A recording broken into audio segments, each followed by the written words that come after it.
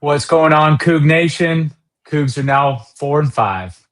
Lost to the Oregon State Beavers. Not something I expected, but that's all right. Doing something a little bit different this week. Got a bye week next week, so breaking down film on or talking about the highs and lows of this game this week, and then next week you'll hear from us about leading up to La Tech. But let's go. Go Cougs.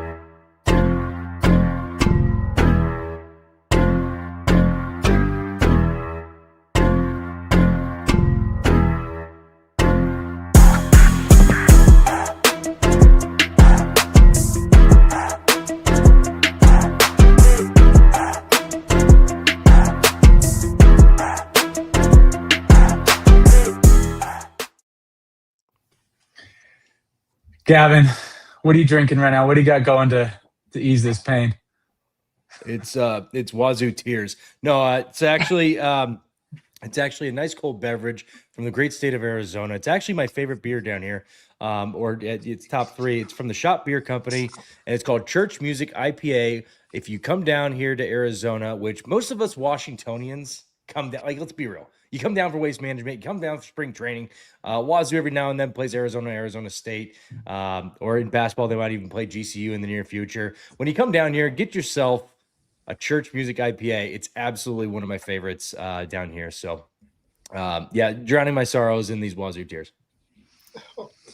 Guys, that was. Let's just start out with like initial reaction, how we feel about it, where we feel like we want to take this team, where Coach Rogers should be taking this team going to the bye week. But just initial reaction, like we'll start with positives.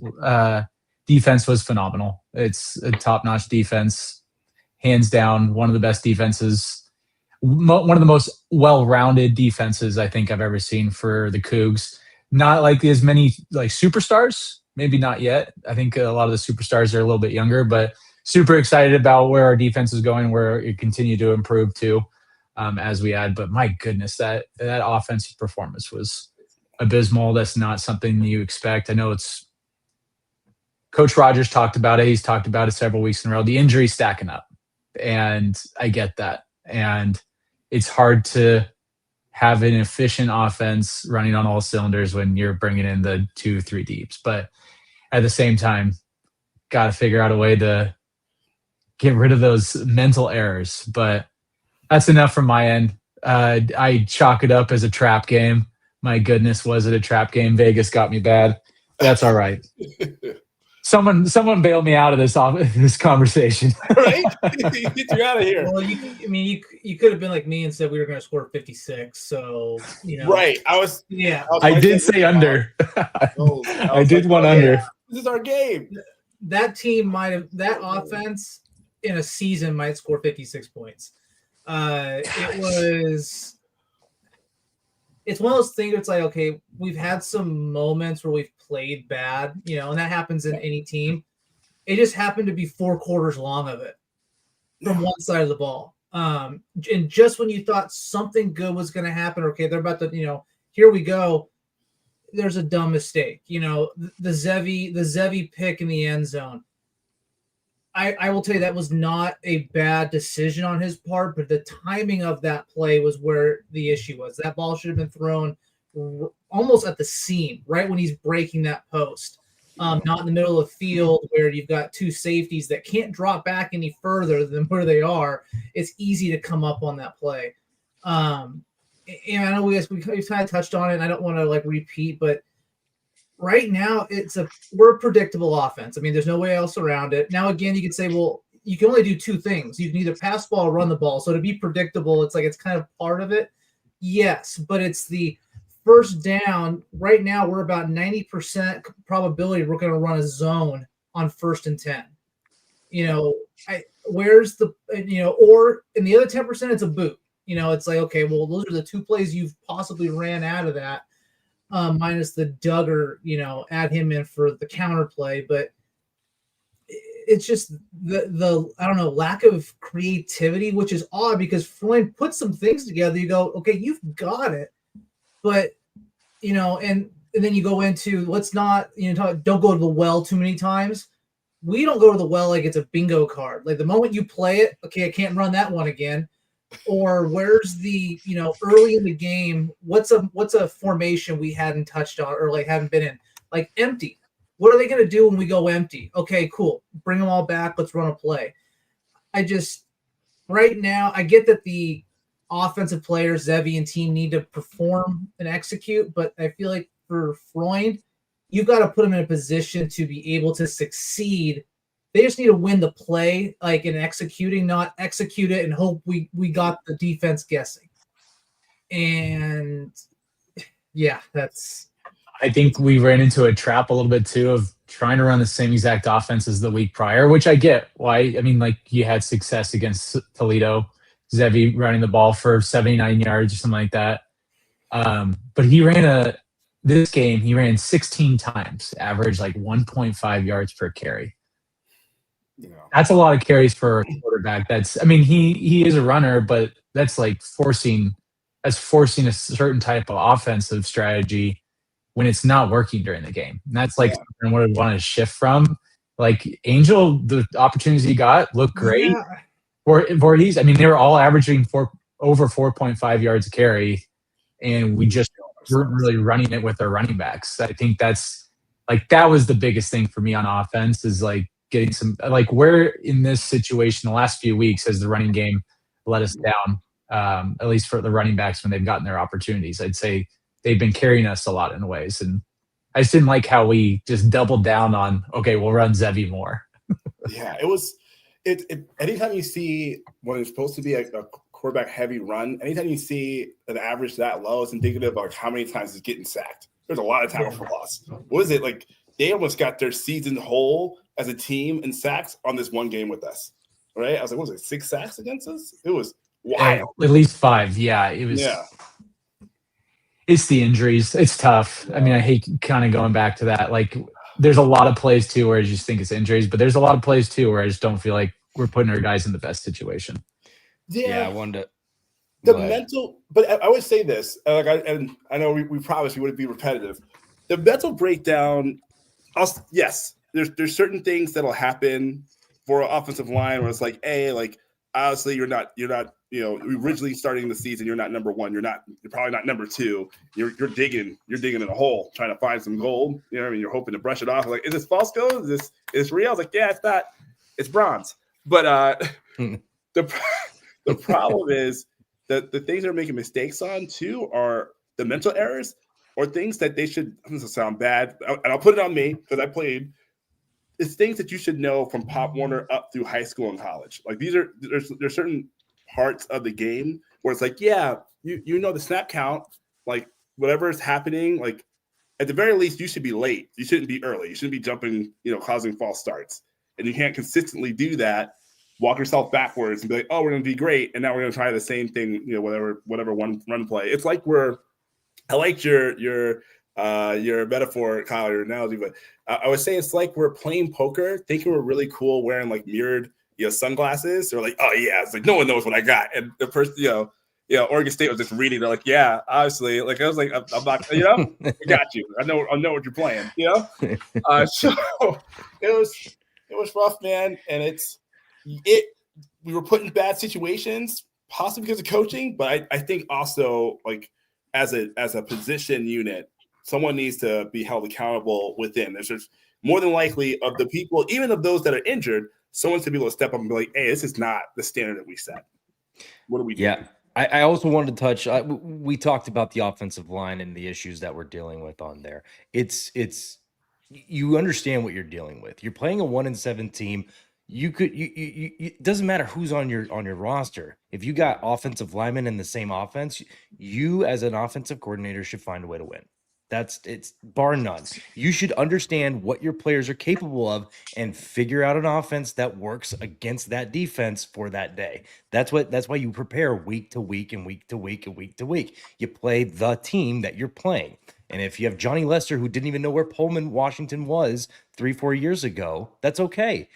he's still there. He's good enough to provide you the offense that you need to carry. And yeah, we saw Zevi Eckhouse kind of run, round peg into the square hole. With all this negativity, I do want to at least give a shout out to Angel Johnson. I know we talked about him, Yeah. but with all the negative stuff floating around Angel Johnson most of this year, I've been behind him. I've said on this podcast, I don't know how many times, I want to see that guy finally get an opportunity. And he did. He capitalized on it a little bit, especially with a weaker offensive line, with a defense that was, shooting the gaps and figuring out a little bit on their side.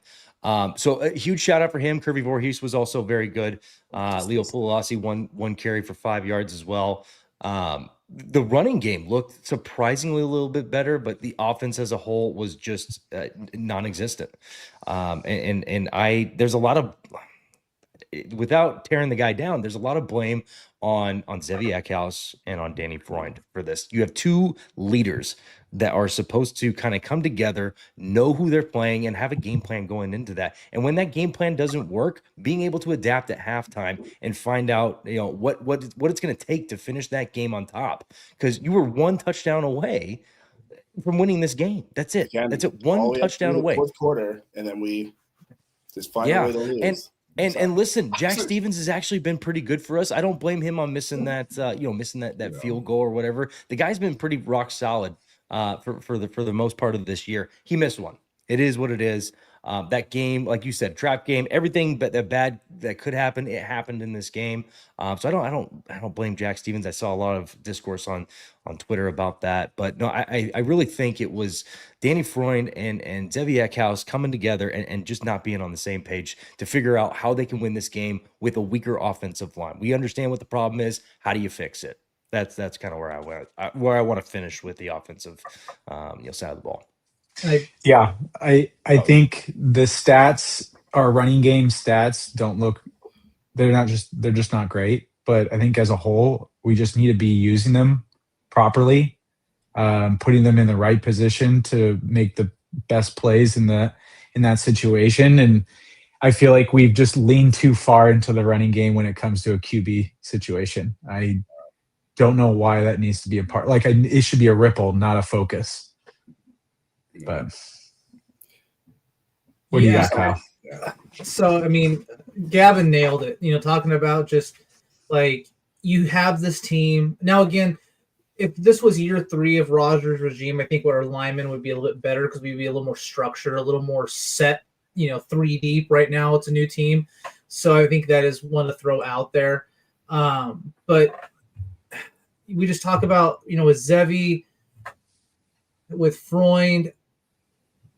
I guess I'm going to leave with this. Like, I want an offensive coordinator that, yes, can you sell water in a desert? Absolutely. But can you sell water to an Eskimo? Like, that's the guy I want. Like, that's kind of someone that just, I can call a play and it works. And I feel like we've got a little bit of that with Freund, where sometimes I think he doesn't know what to call because it's, it's like, well, this always worked for me in the past. And it's just a different level of play. And so again, Gab, and to your point, I preach on the this. Your team, you should know how to execute. And we know these linemen, and get the guy rolling out more. Honestly, we were running the ball really well. It's like, hey, it's okay to keep feeding the rock. Just maybe go a different, a counter or something else, but don't. Sometimes it's like, hey, I have to throw on this play. I just know I have to throw it, and we all know it. I wanted to also capitalize on the point why I'm being critical of Danny Freund and Zevi Eckhouse. Zevi is a very good football player. I hold him in high regards. I wanted him as a starting quarterback at the very beginning of the year, so I'm critical of him in these moments because he's so much better than that. And I'm hoping that he finishes this year just, has a chip on his shoulder and comes out. I don't mean to be critical to bring the guy down. He's already probably, mad at the situation at hand already. I'm just critical because I know how good that guy is. Danny Freund, I know there's been a lot of discourse of fire him, let him go, whatever. And I know South Dakota State had their problems with him in prior years past because I've seen a lot of discourse talking about, well, now you got the problem, buddy. Feel a little bit like Darrell Bevel in that area. We had a really good team. Darrell Bevel was just kind of there. So go Hawks. But I want to see Danny. I got to see a mark of improvement from Danny Freund. I'm still behind him. I still want to see him grow with this team. I think he can do it at this level. I'm not going to be one of those guys that at the end of this year says fire him. This was a brand new year, brand new team, brand new regime. Everything was new. I'm behind him for at least another year to kind of prove himself. I'm not going to be in that in that side. So I wanted to, because I'm critical, I also wanted to back it up why I'm critical. Yeah, I respect that, and I know we need to wrap up soon on offense, because I do want to talk a little bit about defense before we close up tonight. I have no shame in admitting that.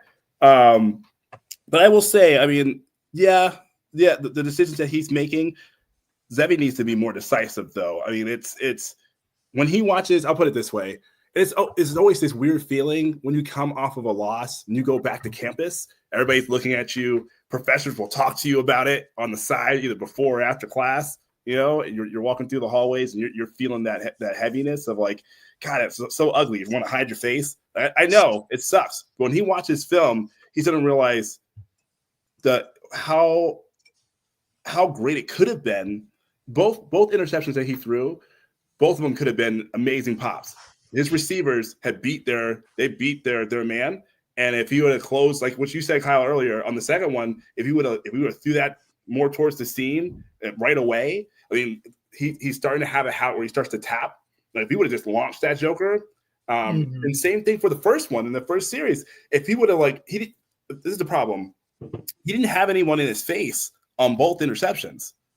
I don't know if you guys realize that. I mean, both of them, it was a clean pocket, so to speak. I mean, the most ideal that you could hope for, even with our deteriorated offensive line, and he still threw it as if he was like either lofting backwards, like you're taking like a I don't know, almost like a layup shot when you just need to just missile that joker. Like, man, it could have been at the very least big gains. One of them could have been a touchdown, and so he throws off his back foot a lot. Yeah, why? Why is he? I don't understand. So like, my hope is that he is a little bit in gloom. I know it sounds bad, Gavin, but he needs to have like a little reality check, a little come to Jesus moment, and be like, oh, this is not me. It's not even close to his best. I think he could play. Honestly, I think he could play on Sundays, but he's gonna have to prove it in these next 3 games. It's tough. The weather was horrendous too. Like I don't know if you guys caught that. Like it was just really bad weather. So it's tough. Some of those throws, I do agree. He does throw off his back foot often. He gets caught doing that. But like this game was just like from a different level. It was like North Texas, but it just felt like I was watching a worst North Texas team play us. It was ridiculous. But I mean, let's make a little segue here and just to kind of wrap up offense in a bow. And I get why WSU fans could get frustrated here. We went from Leach era having number 9 scoring offense back in 2018 to the post Leach era in 2021 being a top 25 scoring offense. And then now we're ranked number 102. We've gone from averaging well over 37 points a game to now about 21 points a game. So that's a pretty large swing over that amount of time. And it was teams too where just we always expected great offenses, like what defense is going to show up. It's like this year, now we know our defense is always going to show up, but it's just that volatility of the offense. So I'm looking forward to better days on the offense. I know the guys in that locker room are also feeling that way, but let's change the tune, baby. Let's talk about something magical. Let's talk about some defense, Joel. Yeah, let's go. Oh man, I will say in stark contrast, our defense, in a word, flawless. That's what we're looking for. That's the defense that we deserve to have. And I'm gonna make it brief before I go deep because I'm gonna give us all a chance. But I just want to read off stats real quick. We held them to 124 rush on 41 attempts, so what was it, like 3 average. We held them to 60 total yards passing, net passing on 18 attempts, 3.3 average, which netted a total of 184 yards for their offense on 59 snaps. That's unbelievable. That is phenomenal. So I just want to do a quick round of applause for the defense. You know, anybody ends up watching this, you guys deserve it. Big props. Hell yeah. Yeah, and we had our folks that stood out again, man. Right, Anthony Polino, Kale Reeder, Caleb Frankel, but the big boys, Bryson Lamb, man. I always mispronounce. I'm sorry, Maleki Tayasi, getting those sacks back to back. And then Buda Paletti, honestly, it was such a supreme tackle in space. It is the hardest thing to do. And watching him, where they try to trick him, making his blocker go away one direction, look back, shuffle down perfect, made that tackle for loss. Oh, I was so happy when I saw it. I was like, that's just hopes and dreams, but I'll leave it there. Yeah, those were great. Like all defense, baby. Yeah, I mean, I couldn't really point anything negative out about the defensive performance up and down. I was surprised they played so well with the amount of plays they had how long they had to be on the field. We weren't controlling the clock at all. We weren't running the ball effectively. So kudos to WSU defense, continuing to get better every week. Easily the best performance I've seen in a long time from a defense. I mean, you only give up 10 points and you lose the ball game. Yeah. Yeah. That's I just to capitalize on that as well. It's with how many 3 and outs in time of possession that we had, I don't even know if they would have had, if we would have just played a game on offense, I don't even know if they would have had any points. Just the way that they were playing, the way that they were just kind of shuffling them down and kind of taking care of business. If they would have just been playing offense just a little bit, just to at least give your boys a breather just a little bit, I think you win that game at least 7-0. Yeah, and you have to feel pretty good too about the future of this. I mean, we have a lot of seniors playing and starting, but I mean, Jack Jowenski and then also Sullivan Schlimgen. Sorry, say that 10 times in a row. But that both freshmen, both playing really well, tackling well. I've liked everything I've seen from them. It makes sense why they're starting to get into the rotation. And also like Bryson Lamb, having him back, I think that was Bryson Lamb. Yeah, beautiful. That was a big deal. I love it. Their technique is improving every single week. I remember we were first talking about them, and I was like, "Oh, what are you doing? Like they're coming like heads up with offensive linemen. They're not, play your speedsters, play like speedsters." And they are, man, when they're hot, they are hot. And I say they D-line, but I was like defense as a whole. But yeah, it just keeps getting better. Yeah, I feel like I saw Franzel and Large on like every play. Like they were somewhere in the vicinity of a tackle or just being on it. They were on it. Tucker Large was all over the place, and Caleb Franzel, there's a reason he has that C on his chest. I mean, that sack was, oh man. One thing I found really interesting with them though is like they're blitzing. They're not always up on the line, and sometimes it's delayed blitzes. You've noticed that at all? Like I don't know if that's just like a scheme thing, but it's or maybe like a feel thing. Maybe you can touch on that, Joel, like your thoughts there. I've always found that very interesting compared to like your standard defense. Guys are creeping up early. Yeah. No, that is a good, honestly, it's very indicative of them playing loose. If their defense, they're getting to a point, they're probably getting a lot more liberty now to just like, hey, see it, take it. Like literally like, hey, you're supposed to be here, be responsible. But if you see it, go ahead and grab those cookies. It is yours to take. Reach into the cookie jar. It sounds wrong, but you know what I mean? It's time to eat. And I think that's what is happening. I think some of those are planned. I think some of them are not. That'd be my say. I just the way that they're doing it, the way that they're rolling up when it's messing up offenses. They're just like, we can't. Like sometimes they're in this formation and then they were showing this, but they're doing stuff that's totally different. And it's literally what we hope for the offense is to be able to just like start to feel and be like, hey, now we're going to switch on the fly. Let's do something different. I think that's what's happening. Anybody got a game ball for the defense? What's the player out there you guys are thinking? Oh man, defense. Just the defense. Just the defense. The whole scheme. All right, I'm gonna give it to. Sorry, I was gonna say I would give it to Palouse. I was back and forth as I was grading out, and I was like, you know what? To have a game, it's one thing to have 10 tackles. It's another thing to have 4 solo. And that's what we call defense. Defense. Yeah, my game balls to Anthony Palouse. It's a good call out. Well, fellas, I mean, it was a tough game. I don't want to experience that ever again. That was horrendous. But we're 4-5. We got 3 games to go. We've got a nice little bye week here. Recharge the batteries for 3 games to end the season. Got La Tech on the road. Then we go back to Virginia for JMU. And then we finish up with Oregon State. And we can take back the the Pac-12 championship or a tiebreaker for the Pac-12 championship. The coach even But said, I mean, it's not Allegiant Stadium this year. Yeah, I mean, overall, it's not.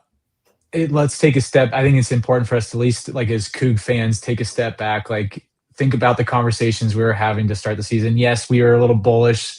Some of us said 8 wins, but we're also down to like 6 wins in that ballpark. So I still feel like they're meeting the mark for me. It's a completely new locker room in there. Coaching staff is still figuring it out. Obviously, I love your thought, Gav, on giving it a full year. And I think there could be some changes on the offensive side of the table. What that looks like, I'm not certain, but there needs to drive a little bit of strategy. My last little thought on things, just I don't know if our QB1 is on the team, or is on the roster currently for next year. So it's a good call. And as a Coug fan too, if you're upset about this last week and you want us to continue to improve and have great offenses year over year, there's only one way to do it. There it is. I want you for the 1890 Club, baby. Go to the Cougar Collective, sign up. It's $18.90 a month. I just, if you are a fan that got pretty upset about this loss and you want to see how you can make a change, like your single donation, does not make a change. But if we have multiple Cougs that step up, leading into these recruiting windows coming up in a few weeks, Cougs are going to get a lot better. I think, you just look at the amount of players that have gone into the NFL, amount of players that have taken the WSU ladder to a big D1 program and getting drafted and making a lot of money in the NFL. If you're one of those recruits out there that believe in Washington State and what we're brewing up, like we do, come join us and we want to help. But fellas, what else you got for me? That's my last little rant. I like it, man. There's an opportunity for us to go 7-5. I think we could do it. I think that there's no reason we can't beat La Tech for sure. We're gonna have a chess match, to say the least, against JMU, and then we need to earn back our respect when we get an opportunity with Oregon State. I think it's we are far better than this game. We are far better than this game. So yeah, I mean, defense, keep defensing, keep doing what you're doing. But it's time for some folks to be. I think some folks to show who they can be in these last 3 games. And Zevi Eckhouse, like you said, you don't know if we have our QB1 for next year. But even with this game, I still say he's our number 1 for this season. So yeah, let's show it. Kyle, Gav, any last thoughts before we sign off? Flush it. Move on to the next one. Agreed. Yeah. But yeah, my whole thing is kind of to back you up on what you were saying about this team, where they're at, where they're going, and just this season in general, where we were at, 10 weeks ago when we first started this Palouse Playbook podcast, and where we're at today. If you haven't bought into the Jimmy Rogers train, jump on. It's going to be sweet. And yeah, I double down on what I say with Danny Freund. I'd like to see a mark of improvement. I want to see him strategize because I know that he can do this at an elite level. I want to give him that opportunity, but he's got to make changes. He has to work with what he has in front of him. And sometimes you're not going to have the best. That's Washington State in general. No matter what conference, no matter what year, you're just going to have 3-star athletes that you have to push and be better than University of Oregon.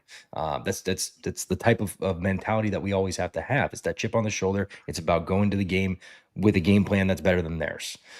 So I'm hoping Danny Freund can buy into that and be able to, just really double down on his ability to coach an offense and find wins. And I'm hoping to see that for the rest of this year, but especially going into next year and whoever our starting quarterback is. I love it. All right. Well, fellas, Coug Nation, thanks for joining us at the Palouse Playbook podcast. I'm your host, Chad Keba. We got Kyle, Joel, and Gav here. It's been fun. See you next week.